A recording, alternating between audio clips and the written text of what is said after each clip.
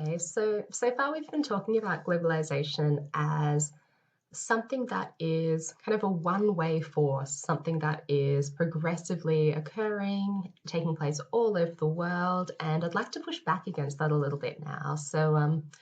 One way that we can think about globalization as something a bit more complex is to look at the kind of dynamics of regionalism. So since the late 1980s, there's been a resurgence in regionalism, especially on an economic level.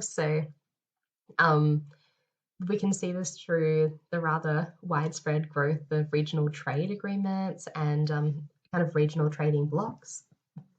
An example of this that Australia is part of is the Asia Pacific Economic Cooperation, APEC, which has expanded from 12 to currently 21 countries and accounts for around 50% of the kind of global GDP. So it's an absolutely enormous economic cooperation, enormous kind of agreement. And we can see examples of this. For instance, the EU is a really interesting kind of economic bloc that also has kind of political and cultural dimensions to it. So if we're looking at regionalism and regional loyalties, the EU is a fantastic case in point. And the appeal of regionalism is really in the kind of economic benefits for countries in joining them, but also the dangers of not joining them. So if you're isolated and outside of these agreements, then you're more likely to be subject to things like tariffs. So if your imported goods would be, taxed really highly, potentially, and that would mean that you would not be able to compete on a global scale. So regionalism appears to be something of a kind of defense tactic. So the point I'm making here is that rather than thinking of globalization as something that expands in one direction and interconnects the entire world, we can think of it as something that is much less linear, much less kind of direct and straight line than that. It's something that moves back and forwards a bit and it goes off in various different directions. It might be increased ties within a region and then a very protectionist exclusionary stance outside of that region. And we can also look at the kind of decentered nature of cultural globalization, which I think is really, really interesting. So one quote that I really loved, even though it's a little old now, from an author, Apadurai, whose name I probably do not pronounce correctly, is the United States is no longer the puppeteer of a world system of images. And by that they mean that there's no single controlling cultural force in the world. Although Hollywood is incredibly influential and has an impact on global culture, it is not the only place that has an impact. There's also many other kind of centers of symbolic production which create products and images and ideas and computer games and all of these kinds of things, that these forms of culture that are consumed and beloved across the world. So, we can think of so many examples. Kung Fu movies is one of them. If we're thinking of forms of cultural production that are not just coming from the US, manga from Japan, which is obviously consumed widely outside of Japan. Telenovelas, the South American soap operas. If anyone here is a Spanish speaker, then you may be familiar with the telenovelas. K-pop is another one. I think that's really having a moment at present, and is an interesting example of a kind of center of cultural production outside of this kind of English-speaking parts of the global north. So the success of K-pop is really interesting in that way. Bollywood is another one. So the sheer size of the kind of Bollywood cinema industrial complex is absolutely enormous. and it's imported all around the world to Indian diasporas. And we have the kind of cultural movement of images and such through the Māori haka. So we all can, well, I think many of us would see this and recognize what this is. So I think the point that I'm making there is that there's not a single kind of place in which the culture that is globalized is coming from. There's many different kind of locuses of production of culture in a way that's quite different to the kind of organization of economic division. We talked about the kind of economic division of production and such, and that is in many ways very segmented within different countries and global regions. That's not necessarily the case for the kind of production of cultural artifacts that circulate around the world. So that's a really interesting aspect of cultural globalization. And so if we're thinking about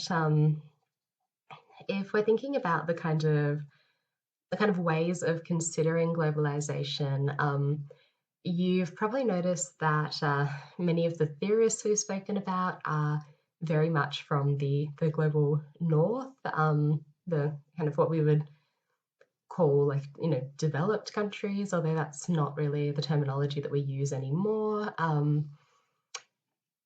There's that's not necessarily a coincidence. So if we're thinking about why there isn't a greater presence of theories and ideas and academic approaches to globalization coming from the global south, and a kind of argument for why that is the case is put forward by Raewyn Connell, who I think you'll recognize the name from the Week on Gender. So Connell is the theorist of hegemonic masculinity, but she's also written on Southern theory more recently, and written a book that's had quite an impact and has been very interesting. So Connell essentially argues that the discipline of sociology itself has been shaped by the kind of concerns that are particular to Western metropolitan centres, and has therefore overlooked both the kind of experiences and the voices and expertise of people in non-Western areas,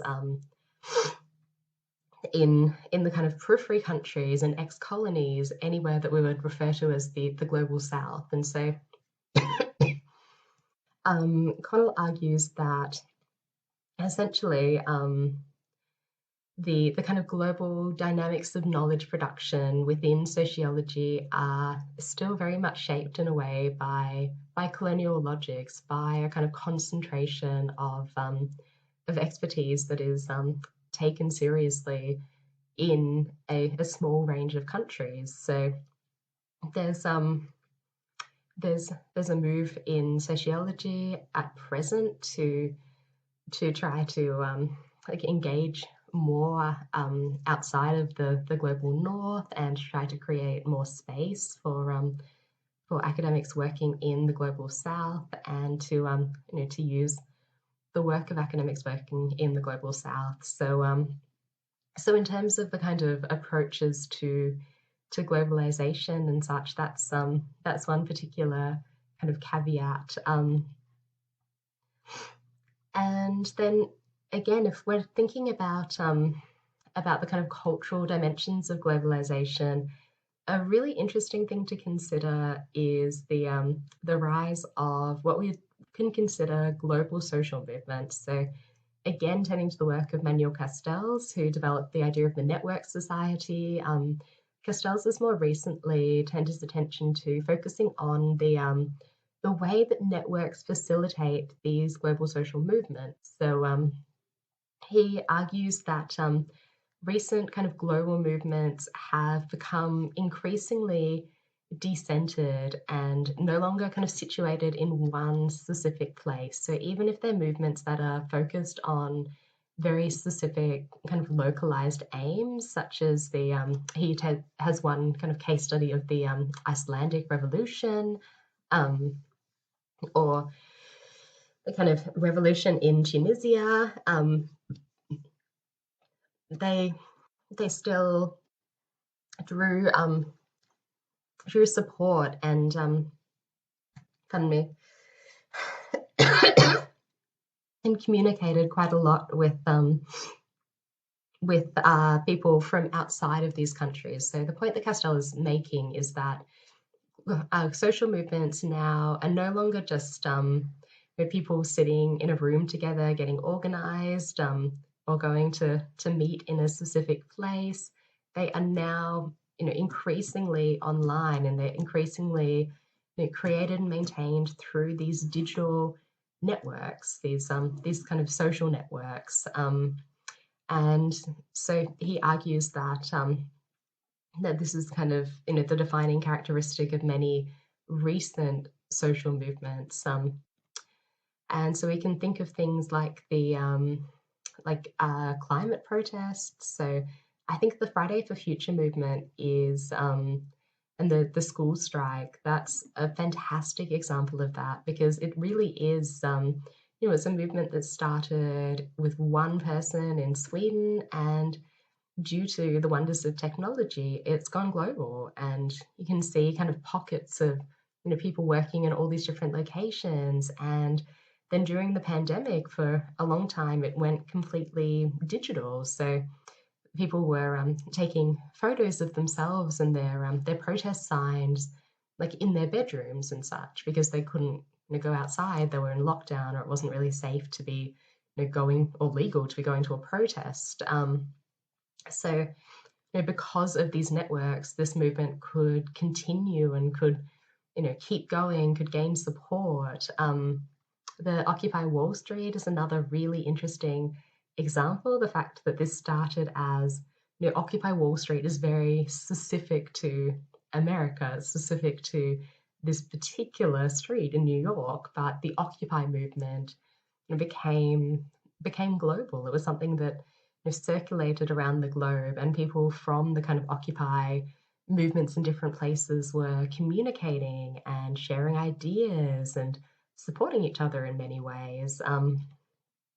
And also we can see that these particular movements, it's not always things that we would necessarily feel positive about. Social movements aren't only things we agree with. There's also, we can see the kind of Reclaim Australia movement as a new kind of networked social movement. And these protests seem to kind of pop up here and there every now and then, and they're popping up in different locations. And obviously the people that are putting this movement together are communicating across all of these locations. They're a part of this network.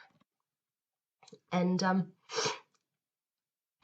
so I think as well, to add another caveat to this idea of globalization as something that goes in one direction, and as something that's just a progressive kind of stages of enhanced globalization, more flow of people, more flow of ideas, a smaller world in many ways. We can look at kind of notions of anti-globalization. So in some cases, the kind of efforts to have a greater national identity and a less kind of internationalized identity are gaining a lot of steam. And the front lines of these movements are really local and national boundaries. So I think a fantastic example of this is Brexit. The UK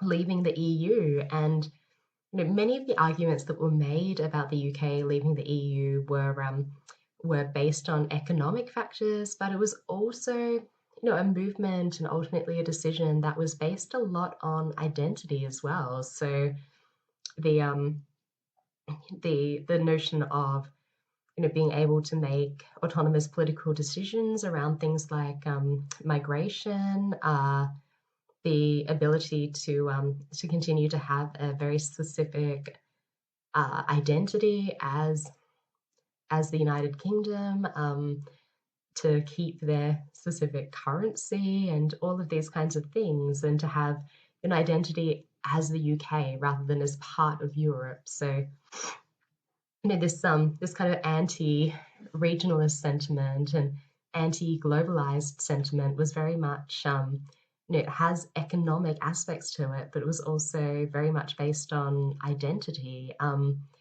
can see that through the kind of rhetoric of the Trump era in the US as well. So, the sentiment was very much America first, and there was a retreating from these kind of global organizations, most famously leaving the World Health Organization, which was a big move.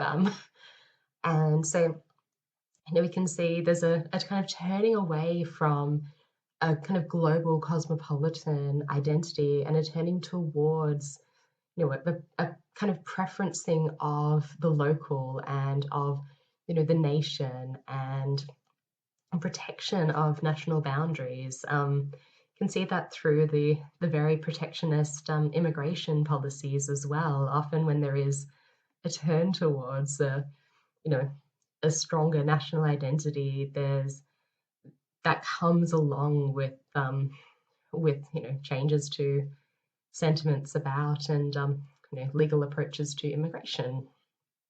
So we have very much, if we're looking at, like, as I'm saying, the element of economics, but also kind of politics and identity. The the present world, perhaps not the exact present world, but in general, our kind of contemporary world is very much, often gives an impression of being a kind of world society, being very interconnected. But I think the really striking element of this is that these kind of local claims for specific identity still persist. So something like ISIS is essentially a fundamentalist movement that is inherently anti-modern, and because it's anti-modern, it's anti-globalization. Globalization, or the current globalization we have, has brought about all these things that are not at all wanted in the kind of ISIS Islamic State. You can also see the rise of things like xenophobia, Islamophobia, the rise of populism. So we saw that in the US during the Trump presidency. We see the rise of alt-right movements, and these are all in some way or another a reaction to globalization, a reaction to a kind of cosmopolitan togetherness of the world. These are movements that are seeking to draw lines between us and them, which is something we've spoken about quite a lot in this course. And so, the fact that these movements continue to pop up and these ideas are so persistent, I think it tells us that globalization is not necessarily a unproblematic march towards greater global interconnectivity. It's something that is always very hotly contested, and something that's always reshaping, evolving, in development. And it also it throws up all of these things, the rise of xenophobia, Islamophobia, populism, alt-right movements. These are really interesting aspects of identity politics for sociologists to consider. This is, these types of ideas and their incredible persistence and their growing popularity in many areas is something for us to try to think through and contend with. And it's, I think, something for us to try and work with and try to figure out what's going on and why. So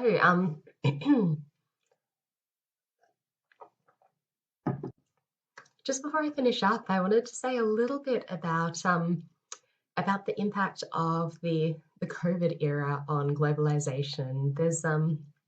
There's been a lot of kind of very, very quickly produced think pieces that have claimed that the COVID and post-COVID era are going to be characterized by deglobalization. And so this is based very much on an economic view of globalization. So essentially, the argument is that in the post-COVID era, organizations, multinationals and such, are going to turn to localized supply chains to try and minimize their exposure to risk. So we've seen incredible disruption to supply chains. If you have any products that you have not been able to get your hands on, or take forever to come from overseas, you can see we're having some issues with global supply. And you can imagine that on a really large scale in terms of manufacturing. If you don't have your products and resources, you can't really do much. So an example is there's a building boom going on at the moment, and we cannot get enough wood here in Australia to service it. So that's that is the thing that's slowing the building of new houses and such down more than the availability of money and labor. It's the availability of these raw materials, because it's very hard to get them here in a particularly timely manner at the moment. So if it was possible for these organizations that are selling wood to builders and such, to find a local supplier or get more from their local supplier, then that would be, a way to minimize their exposure to risk in the future. They would no longer be as dependent on these global supply chains, which have been, revealed to be not always completely reliable in the context of unexpected pandemics.